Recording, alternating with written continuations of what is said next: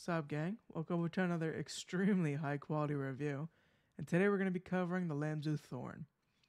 Before I start, I will say that Lethal Gaming Gear did send this out for review, but this has never and will never influence my opinions. Firstly, I'd like to say, at the beginning, I was just going to write this off as another Ergo before they sent this out. I really was not about to say no to them sending it out, so I took it. And I noticed that Lamzu does a lot of things right. The unboxing experience particularly, but we'll touch on that after. From the moment I pulled this out of the box, I was pleasantly surprised. The shape fit me pretty well, and I even prefer it to something like the Atlantis that I have sitting here. I definitely prefer the Thorn to this. I'll get onto that when I review my Atlantis. Shape-wise, it is definitely a claw-focused Ergo, and it does a lot of things right for my grip personally. Unlike other, say, EC-style mice like the DAV3 or EC2. The hump here is a little higher profile. Let me get that like that. There we go. The hump here is a little higher profile. And it fits right in between the two meaty parts of my palm. And it pinches right about there. And it pinches right into my hand. And I get a lot of I get no movement side to side and a lot of verticality. Kind of helps with my micro adjustments and me getting a locked in feel. I will throw some photos up to showcase the shape compared to other mice that I have. But the contours on the left side here really help me kind of get locked in with that pencil feeling that I normally don't get on other Ergos. And the click height itself is pretty similar to what I normally mean, which is the GPX. And I kind of felt right at home with my muscle memory, and my fingers really just knew where to go. It was pretty surprising, to be honest. Now, initially, build quality-wise, my Thorn did have an issue with the scroll wheel. Where if I pressed it in, it would get stuck.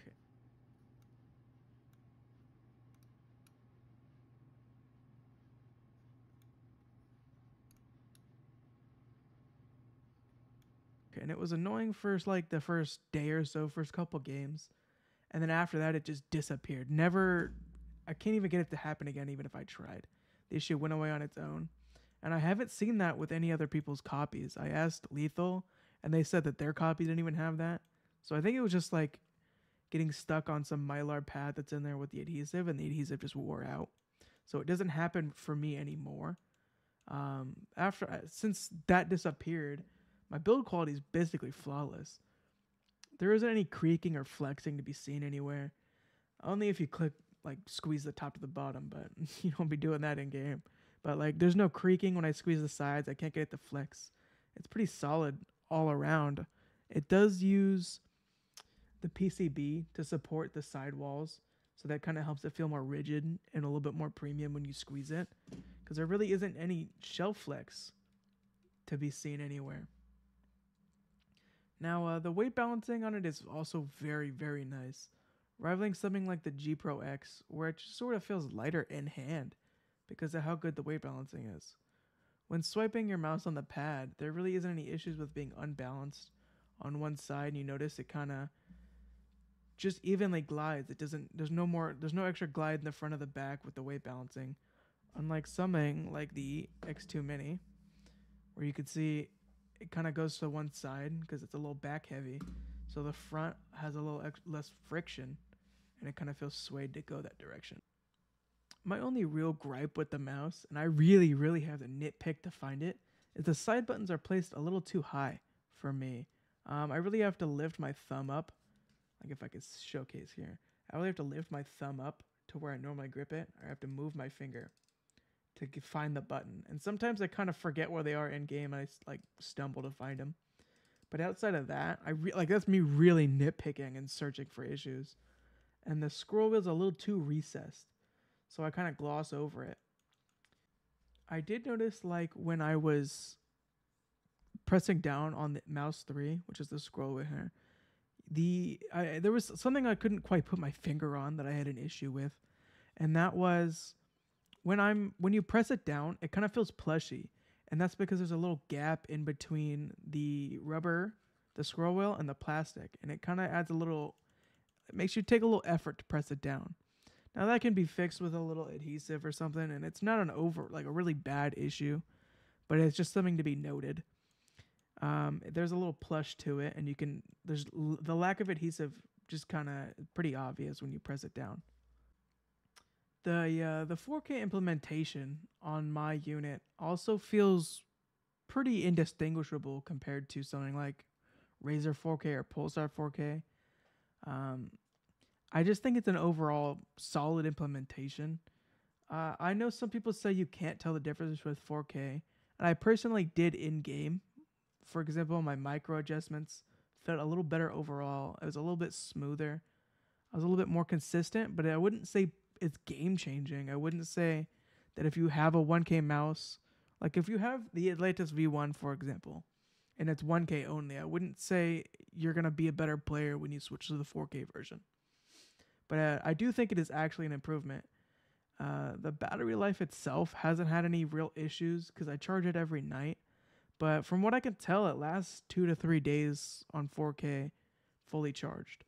And just genuinely for me, this was a pretty solid mouse. It was an Ergo that changed my mind about Ergos. After using the DAV3, I was about ready to just write off Ergos entirely and just completely use Ambimice. But this is pretty much the only Ergo I can actually enjoy using. And that's mostly due to the hump here.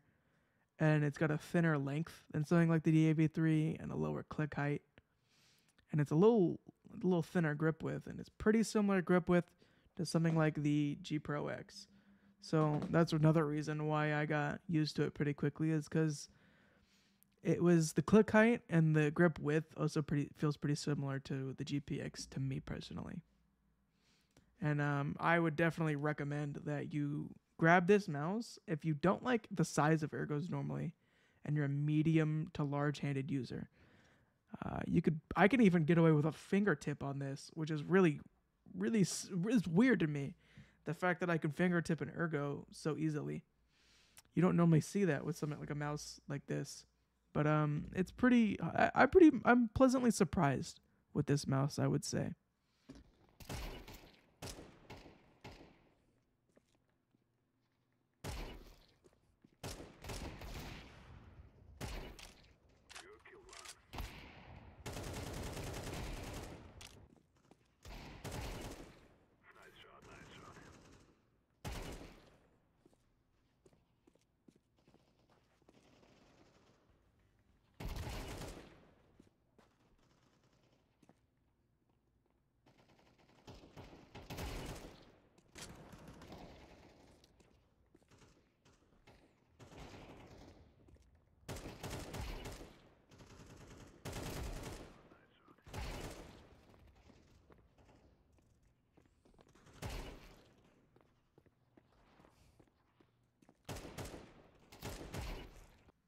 But again, thank you for watching another really scuffed review. Please subscribe. I have cats I need to feed.